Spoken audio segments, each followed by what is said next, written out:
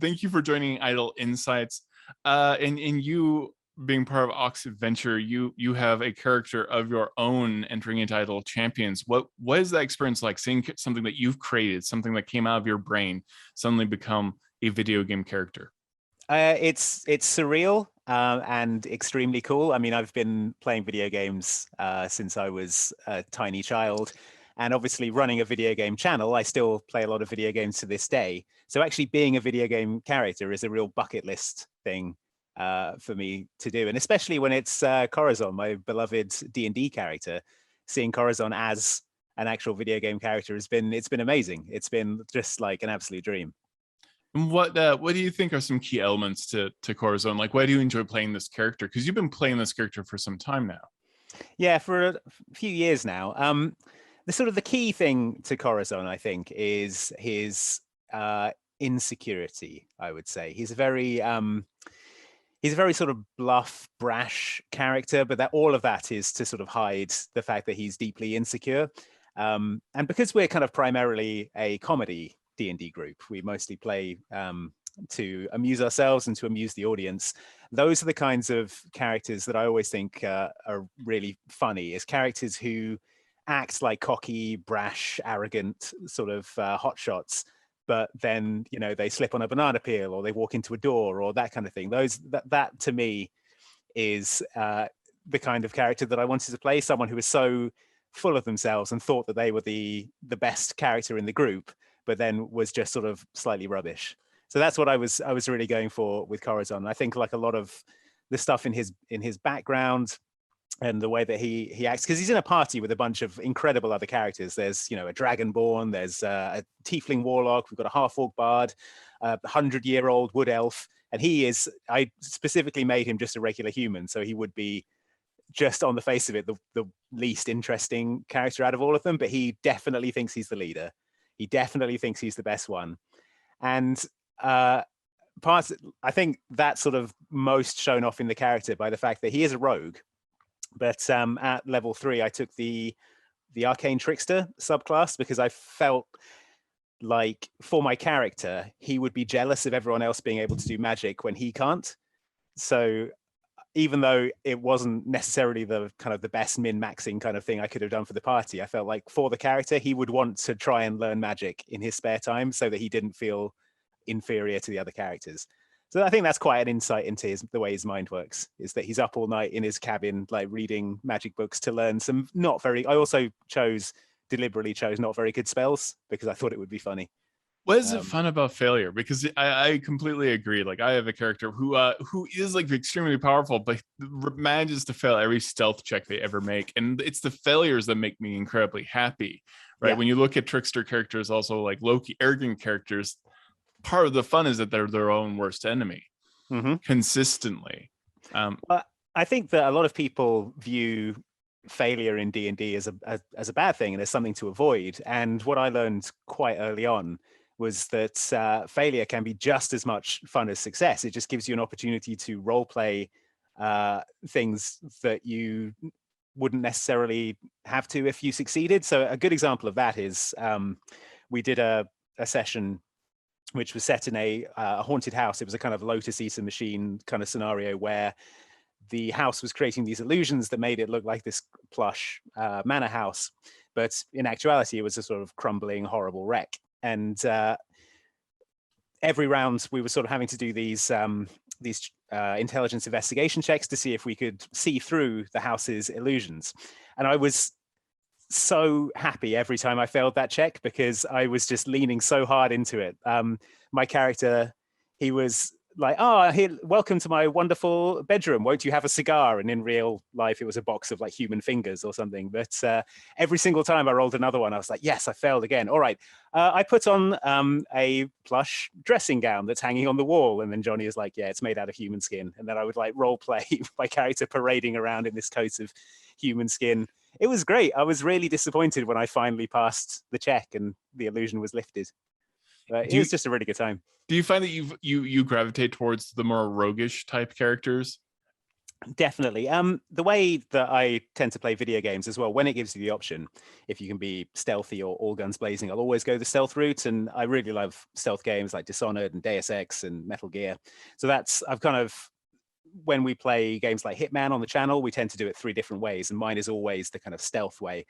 And I think it's always, to me, more interesting to try and find a way around a combat encounter rather than just sort of stand there and hit someone or shoot someone until they fall over. For me, the challenge and the fun is trying to find a way to subvert that. So yeah, I think that for me, it was a really easy choice to go with Rogue. It was kind of always what I was going to pick for my first character, and I've really enjoyed playing it that way as well.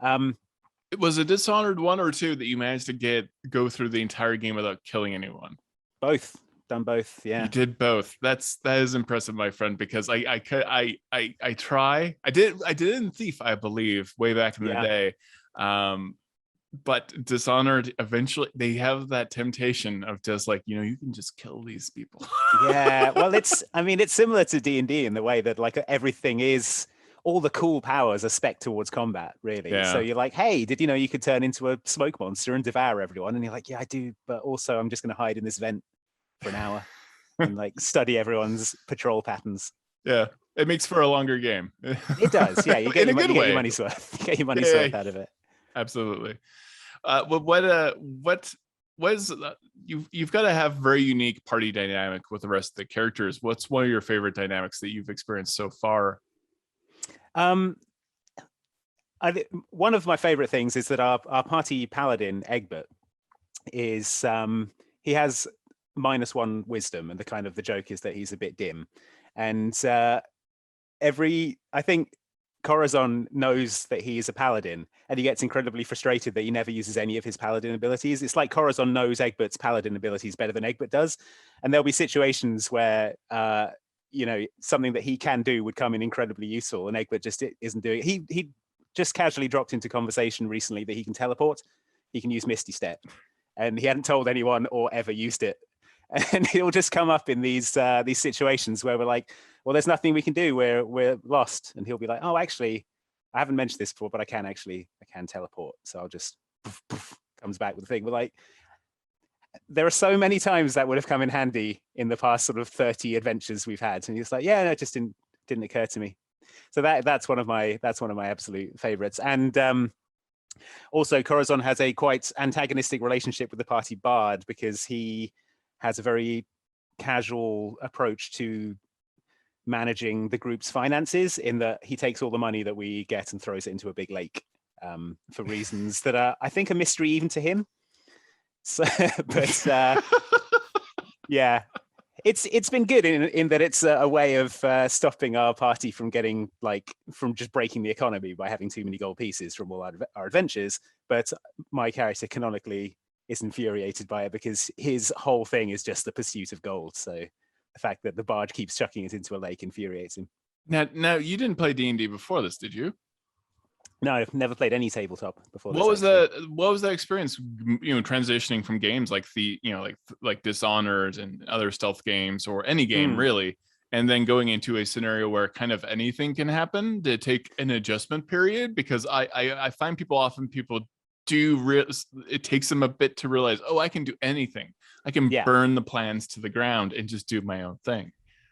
Yeah, there definitely was an adjustment period. I think one of the biggest things that you have to learn when you're playing D&D is that you're not necessarily the main character, which when you're playing a video game, obviously you are the main character. You do everything. The plot only advances when you do stuff, and it's all about your character. And something that you need to learn when playing D&D with a group is that you're kind of all the main character. You need to give everyone space to have their game at the same time. So I think when we first went into it, I know I was doing this, and I don't know about the others, can't speak for them, but I was definitely right. So we need to do this, and we need to do this, and we need to do this. And that's not the way to play it. And I do still, I think, tend towards that, but I've really made a conscious effort to try and rein that in, and give everyone else a go, so to speak. But I think that comes from a place of just playing video games, where that is how you play pretty much all video games. So yeah, that was the big challenge for me coming from games. But also the freedom is the freedom is amazing. Like, you get sort of nudged in the right direction by the dungeon master, but it took me a few sessions to realize that if I wanted to, I could literally wander off and have a whole different adventure. And that was quite eye-opening as well. Just really, the possibilities kind of blew my mind a bit. You now, we previously talked to Jane Douglas, who talked about being evil. How are your characters interconnected in that way? Because I do love evil characters, especially in groups. I find a great deal of pettiness sometimes can occur with paladins, well, all the time, frankly. But especially when it comes to what is good and what is evil, you being on a little bit more on the roguish side of things, a little bit of the more shady side. Is there any conflict there? No, I think Corazón and Prudence get on quite well, because Corazón is he's not evil, but he's, I would say, amoral in that he will do whatever it takes to ensure that he has a nice, easy life, really.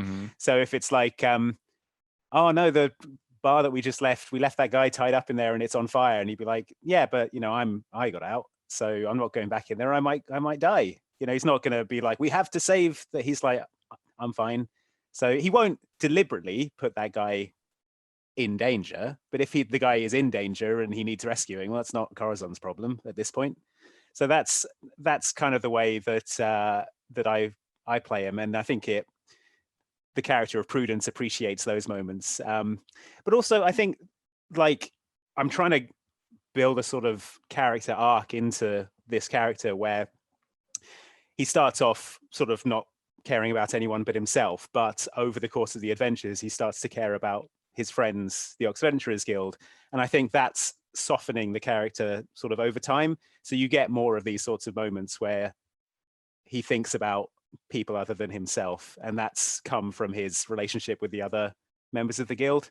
So that's something I'm trying to sort of bring to the forefront in the character. Is there anything from your past that you ended up putting into Corazón? Is there some elements of either your personality or the fact that you have done voice acting in the past, that you have been a member of a band and done like background vocals and have also played guitar, or that you have a bachelor's degree in history and American and English literature? Did any of this come up for this character, or did you lay it all to the side? I think, like, the sort of showmanship aspect of the character. He's very show-offy, and he's very loud, and he's sort of like, I think it's unflattering in a way that these are sort of like the worst aspects of my personality, and that when you've had a few drinks and you're like, I'm going to be the center of attention, everyone look at me. It's that sort of worst side of me. It's kind of ratcheted up to 11. Like, I'm absolutely not like that in real life, because I realize it's unbearable to be around. But if I didn't have any social filters, I probably would be a bit more like that. But also, for example, like when we do live shows and things like that, I tend to, because I've done like theater and stuff in the past, I tend to use the space a bit more. Like, I'll get up off my chair, I'll move around the space, I'll go over to the other characters, I'll leave the stage at certain points because I'm mic'd up, people can still hear me. I'll go into like the backstage areas and be sort of wandering around while still talking. We did a whole bit where I did a sort of Phoenix Wright lawyer sequence where I was like pacing up and down the stage, like tapping my law notes and things like that. And yeah, like a lot of like mime work and stuff. There was a bit where I opened a chest full of spiders and I was sort of running around pretending I was covered in spiders. So that stuff comes out as well. It's kind of scratches that theatrical itch as well in a way that just playing offline doesn't. So yeah, that comes across as well. But I think, like, I try not to be like Corazón, but I imagine I could very much be like him if I didn't keep myself in check. Given that you've had this experience of like learning D&D on the fly and also having to be on camera while you're doing it, what advice do you have to anyone who's been watching Oxventure and is excited to learn D&D to play? Because you must run into that at this point. People must either ask advice or try to emulate some of the characters. You have such a big fan base. What do people mostly ask you? I mean, how to get started, and just, I think a lot of people ask how to be sort of confident in like improv and role playing, which is, I think, the hardest aspect of it, especially if you come from that video game background where everything is sort of laid out for you, and here are your options of what you can say, whereas you can literally say whatever you want. I think like one of the key things why we have such a good improv rapport is that we're all good friends, we're all close colleagues, and we all feel very comfortable with each other. No one feels like they're gonna if they say something, everyone's gonna like jump on them and make them feel stupid for it. It's trying to find a group where you have that comfort level and you have that kind of trust and respect in each other. That's, I think, a really important part of it. But also that thing I was saying earlier about not being afraid to fail as well. I think you're not going to play a perfect game. You're not there to get, you know, all the achievements, all the gamer score out of D&D. It's going to be messy. It's going to be weird. It might not shake out the way you or even the DM thought it would. But just being able to roll with it, and if things don't go the way that you planned, just say, okay, well, now something else is happening, let's see where this goes. I think that's a really important skill to try and develop, just being able to just yes and the situation and just keep going. So yeah, that would be my advice to people, is like, just like improv, just yes and just keep going, yes and it. What was important for the process of you suddenly becoming part of a video game, to have this character be in a video game? What was essential to Corazón?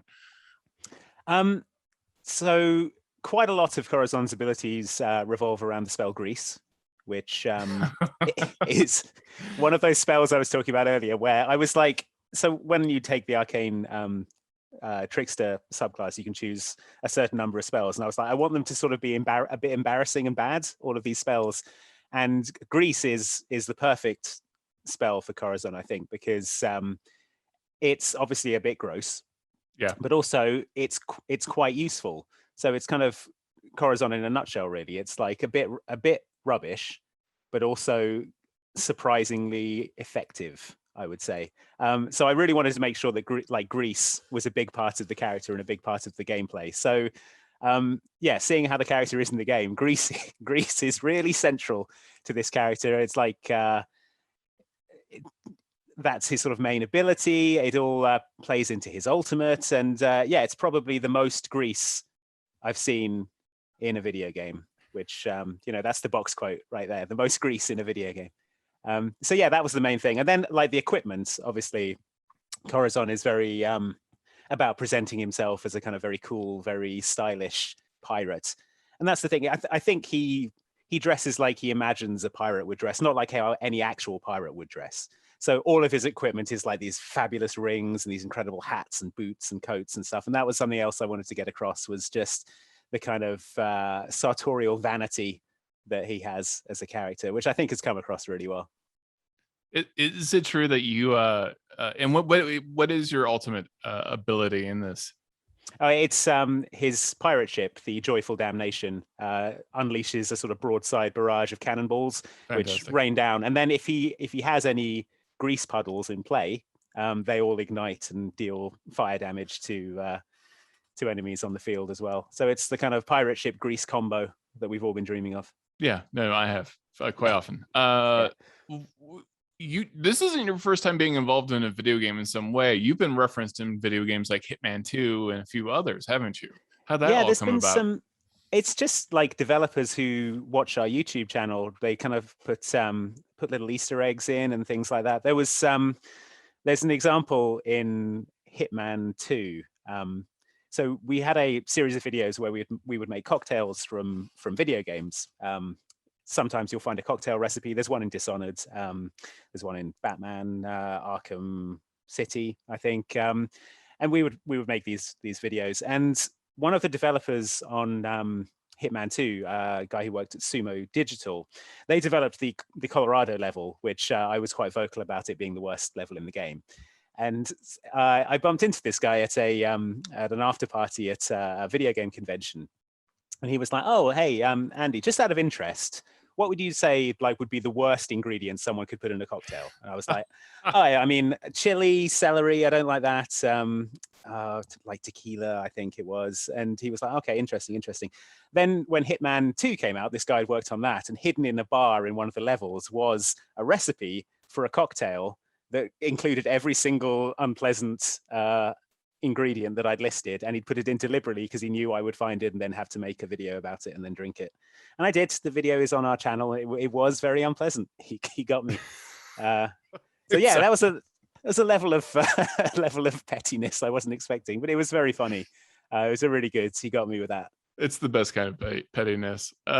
Moving forward, like you all have leveled up very, very slowly. Are you very comfortable about this? Because I came from a group of friends who we were all in theater together. So we always approached everything with role playing in mind and didn't really necessarily care about the abilities. You've been playing for a very long time and now you're only around level 8. Yeah. Is that because you're just having such a good time and you don't want the party necessarily to end? Yeah, I would like it to go on, but also I think because there's less sort of there's less drama, there's less peril, the kind of more powerful you become. I find if you're like, I mean, we're already at a point where we're just cheesing all the boss encounters, I guess, to use video game terminology. But yeah, I think we're sort of at a nice sweet spot at the moment where we've got like a bunch of relatively powerful spells. We're doing some weird stuff with the classes. Like I've just multi-classed into a different kind of rogue, which I don't know if that's even allowed, but Johnny let me. So I'm now typically no, but yeah. I'm now an arcane trickster / swashbuckler because I discovered the swashbuckler subclass after I'd already chosen arcane trickster. I was like, this is much more appropriate to my character, but also I kind of want to have these spells. So but yeah, I think we're at a sweet spot now where none of us can like use wish to reshape the universe in our image, right? But also, you know, we're a pretty serious threat to like most regular creatures, so it seems like a good spot for us to be at. I'm sure we will level up again, but I think like the way we're leveling up as well, everyone's leveling up in a very in character way. It's like what would be the thing that my character would want, and also what would be funny as well. Like I'm pretty sure our paladin is leveling up just to choose all of the spells that the druid has to annoy the druid. So yeah, everything the druid can do, like the paladin he's getting all those powers as well, just to sort of undercut the druid. So. I'll be completely honest, and I've been playing D&D for about 20 years. I find paladins are almost consistently petty. Yeah. For ones that tend to be lawful and have a creed and a tenet, they are the most petty of all of the subclasses, in my opinion. I could be wrong, but like I feel like you are experiencing the same issue. Like, would you say the paladin is the one who is causes a lot of trouble in that particular regard? I'll let you make your own mind up, but our druid is our druid is heavily based around a respect of nature and a love of animals. If we ever come across an animal, she'll use speak with animals to talk with them. And as I mentioned before, the paladin just brings out these powers that we didn't know that he had and just uses them completely offhand. And there was one adventure we had recently where we got right to the end of the episode, and he just used speak with animals to say cheers to a bird or something. We were like, you can speak with animals? He's like, yeah. The druid was like, but that's my thing. And he's like, yeah, I guess it's easy. I guess anyone can do it. Is that how he played it? Yeah, I guess much. It's easy. Yeah. Cool. Very petty. I'm very excited for when the paladin wild shapes into something. Yeah, well, yeah, that's definitely on the cards, I think. Do you miss the live shows that you had? The energy has to be completely different. Yeah, they're really good. I mean, just in the last year, we haven't played in the same room. Even just the energy of being in the same room as the people you're playing with is a different energy. And I think we've done okay. I think we've done the stuff that we've put out has been good, but there is something about being in the same room as the people you're playing with, being able to watch everyone's expressions and just feed off the energy that other people are bringing that I really miss. And when you add like a live crowd to that, particularly people, I mean, we do stuff at comic conventions and we do stuff at video game conventions, and we've done a few kind of standalone shows. And when people have come specifically to see you, and they're big Oxventure fans, that is a completely different kind of energy, and there's nothing else like it. They know all the kind of history of the characters, they know all the in jokes, and just as kind of like showmen and show offs, having someone laugh at something that you do like while you're playing in the room is a very gratifying feeling. So yeah, I really do miss it, and hopefully we'll be back to it soon. Do you have to experience this issue when it comes to tabletop, when it comes to D&D, that all of the Americans are always doing English accents? They're all doing British accents all the time. Yeah. Is that a bit cringy for you on some level sometimes? It depends on the quality of the accent, I would say. There is a tendency sometimes for it to veer more kind of Australian, which is interesting. They're very different to my ear. Apparently not so much to an American ear. I always get that when I get in a cab in America. People will be like, "You're either English or Australian," and I'm like, "Those are quite different." Yeah. Yeah, but no, I think, it's, if that's what people need to get in that kind of fantasy headspace, I don't begrudge them it, and I'm sure I've done my share of terrible American accents. So as long as people are having fun, I think it's all fair game, definitely. But yeah, it does seem that like the British accent is the sort of default D&D fantasy accent as well. Maybe not like the kind of accent that I have, but that sort of like very very high fantasy kind of accent. That one. How would you define like maybe the hardest British accent? I've heard very specifically Michael Caine say Cockney is just about impossible to get right unless you're actually from there. Yeah, well, I mean, I do live in London, so I hear that a lot. But I think the Newcastle accent is a hard one even for British people. Maybe Liverpudlian, and definitely like Scottish accents as well can be hard, especially when you go into the kind of the stronger Scottish accents. You go like sort of Glaswegian and stuff. I think those would be challenging if you were attempting to go for that for a D&D character. I maybe wouldn't recommend that. Maybe. Yeah, I had experienced this in Edinburgh. We had our honeymoon in Edinburgh, and there was two types of Scottish for people who were from America, and then Scottish, basically. Yeah. And one was completely undiscernible to us. We learned this from the taxi drivers quite a bit. So yeah, it's such a great accent though. Like I love Scotland is one of my favorite places to hang out. So I'm glad that you got to see Edinburgh. It's such a beautiful city. Oh, it was amazing. It was very hard to. I did find a lot of expatriates from America who had just decided, no, I'm going to stay, and I can see why. It's hard. Like, and no one there understands like how beautiful that city is. Yeah, it's quite a D&D city. You've got that big castle kind of overlooking everything. Yeah, like, and the history of like all these layers beneath it. Right, like there's just all these hidden like former streets that are stacked below the city that have just been left there. It's basically a D&D campaign setup, isn't it? You venture into the Undercity. It's like the definition of Waterdeep from the Forgotten Realms in many ways. But yeah, and more than enough ghost stories to last you a lifetime. Yeah. Do you have a specific favorite character moment for your character in the adventure? And also, do you have a favorite one of someone else's that you're like, wow, that was just an amazing moment for that character?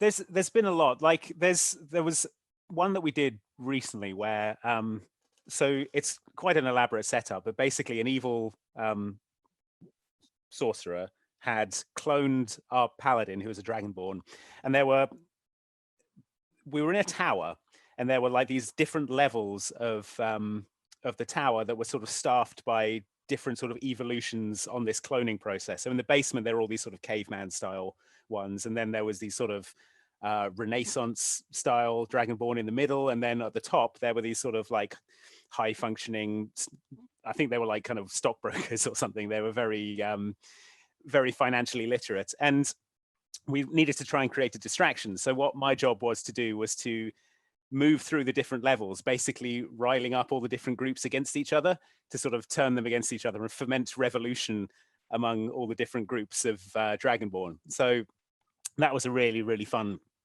bit of role playing, going through and like oh, those folks up there, they said you're not allowed to do whatever you like best. What are you going to do? Rise up. I'd like to see that. Bye. And then I'd go up to the next level and say, well, the people above you, they've been saying that you're scum and you'll never amount to anything. And the last thing you'll do is rise up against them.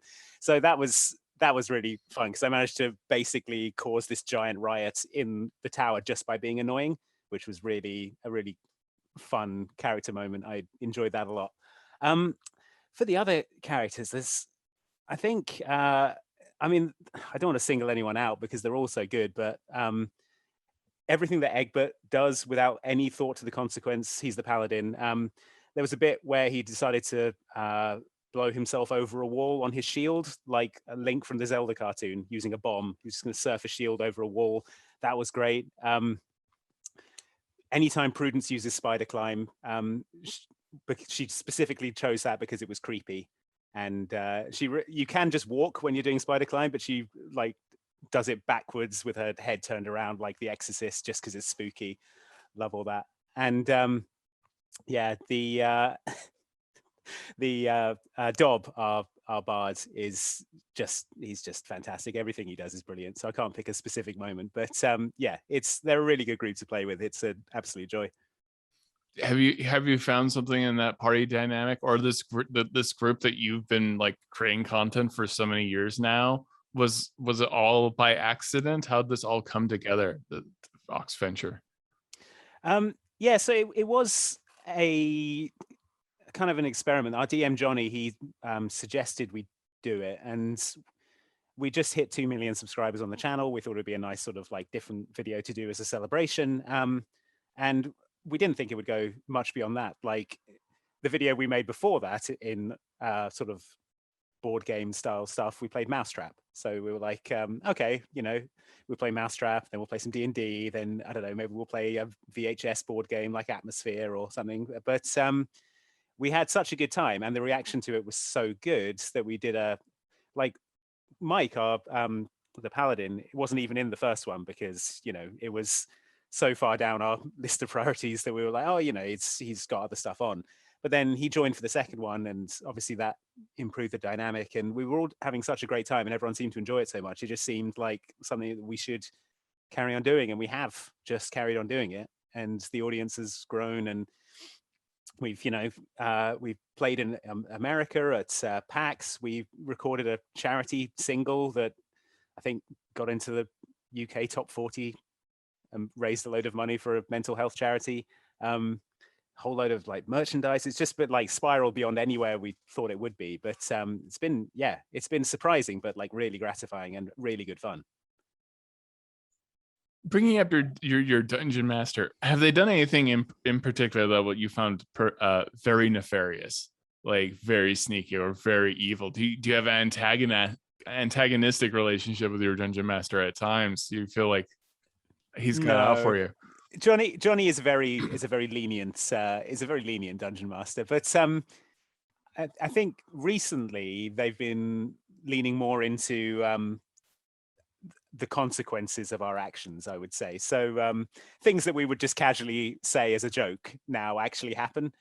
So we've been trying to sort of rein that in. But another one of those character moments in the group that I was talking about earlier, there was one with our druid, who she cast spike growth to sort of keep some paladins away from something. I think it was, we were setting up a trap, and these paladins were coming into a church that we were hiding in. So she cast spike growth, and then as a sort of just to sort of facilitate the spike growth thing, I cast grease on the floor around it, and just the way that grease is supposed to work, I think people fall prone, but the way that Johnny, our DM, the way they interpreted it was that the paladins would slide on the grease into the spike growth.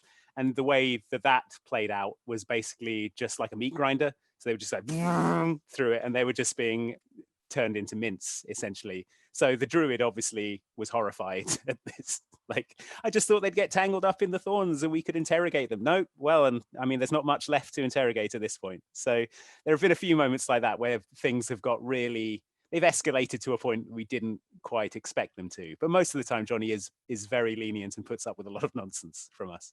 Is there a particular plot line that is a favorite of yours that Johnny sent you down? God, there's what I really like doing in D&D is like social stealth and ones where you have to sort of infiltrate a party or like an art gallery or something and sort of blend in and get information and stuff. And we had there was a episode called Heist Society where we had to find a gem that was hidden somewhere in a kind of society party, and so we all had to like dress up in these fine clothes and sort of mingle, and we all split into different groups, and Johnny did an excellent job of like moving back and forth between the different groups. It was like we'd cut to myself and Dob, or we cut to Prudence and Merylwen, and to see what was going on. And that was such a good, that was a live one, so there was a good energy, but also just the setup was really nice, and the way that it played out, it just went better than I thought it would, and I really enjoyed the whole scenario. I think that's probably my favorite one that we've done, the one I enjoyed the most while we were doing it, I think. Have you been ever in danger of catching the dungeon master bug yourself? I have. I've got like a bunch of stories I would like to tell. It's just like I don't have that confidence in the mechanics of it quite yet. But it's an ambition for me. It's something I want to do. So I need to spend the time to sort of learn the rules properly, which sounds ludicrous considering how long I've been playing for. But it's Right. a bit different when it's other people relying on me to know the rules rather than I can rely on Johnny to know the rules. And that's a bit unfair of me, but that's the way it's been up to this point. But yeah, it is something that I should do, and that I want to do as well. Is there anything key that has like surprised you about this entire experience, whether like D&D like provided some kind of catharsis, or maybe a fan showed up in full cosplay of your character, or moments that you didn't think you would ever have in your life because you were playing D&D? I think the charity single was definitely one. We did a full music video for it. We went out into the woods in Cambridgeshire with like a full drum kit. We were all in costume. I was playing a bass guitar out in a forest. And then the fact that got released, and it was at one point it was just before Christmas. It was a Christmas single, and at one point it was above Mariah Carey in the iTunes chart. And that was an extremely surreal moment. That was probably the biggest like what is going on kind of moment. But yeah, like you said, I've had people cosplaying as the characters. People have made like incredible figurines of them, and like we had these amazing like knitted figures of our characters. People have like recorded songs, and it's amazing, like the stuff that people will do around these characters that we've created, that we just sort of made them as a like, oh, look at this stupid pirate, he's an arrogant idiot, and people are like, yes, but I love him, and here's this incredible drawing with my amazing artistic talent that you could never hope to match in a million years. And I'm like, I'm glad that you used it for that. But also, yeah, no, I'm really glad. It's been amazing. Do you have any hopes and dreams for like the cast and these characters moving forward? Could you ever see something like very big, like something like an animated series, or do you, or aspirations within the game itself? I would love an animated series to happen so much, because the way that we did like a lot of the early Oxventure videos, we've done it less so recently because it's so time consuming, but we have incredible character art by a Danish artist called Bendix, who did all our character designs, and she's amazing. But we have, it's sort of like visual novel games where you've got the same character with like 6 different expressions really, and you can swap between those, and you can like have the characters come together, and there's a sort of very crude animation to it, but it's always so funny and so good, and just so much better than our just normal human faces talking. So yeah, that would be like the ultimate ideal end goal for me, would be to see the characters animated. But in terms of the game, I've got goals for Corazón as a character. Like his sort of setup for his character was that he abandoned his old crew in the past. They all got cursed, and he didn't, because he left them behind. And like what I want to build towards is him having to make that same choice again with his friends, but having grown as a person, and that's not who he is anymore. And maybe he makes a different choice, maybe he doesn't, but that's the kind of the key character moment for me. as well. So that's another goal that I'm moving towards as well. All right, for those that have not actually seen Oxventure, who suddenly see Corazón show up in Idle Champions of the Forgotten Realms as an actual video game character in D&D canon, what's your 1 minute elevator pitch as to why he has to be in your formation, why he has to be one of your characters that you unlock? Okay, well, I can guarantee you no other character is going to use as much grease as Corazón. So for one, that's definitely why you should have him in. Also, the pirates are cool. He's got the biggest hat, probably. I haven't seen everyone's hats, but I can't imagine they're any bigger. So yeah, pirates, grease. He's always got very good rum, which he will share with the party. And he will teach you some interesting swear words as well. So that would be my top four. It's instructive and educational. Fantastic. Andy, thank you so much for your time. I'm very excited to see this character, and all of the entire cast has been just utterly lovely so far. So it has been fantastic to talk to you, and I hope you're going to hopefully get to see you stateside eventually as well. Yes, hopefully, fingers crossed. Can't wait to get back. Thank you so much for being on the show.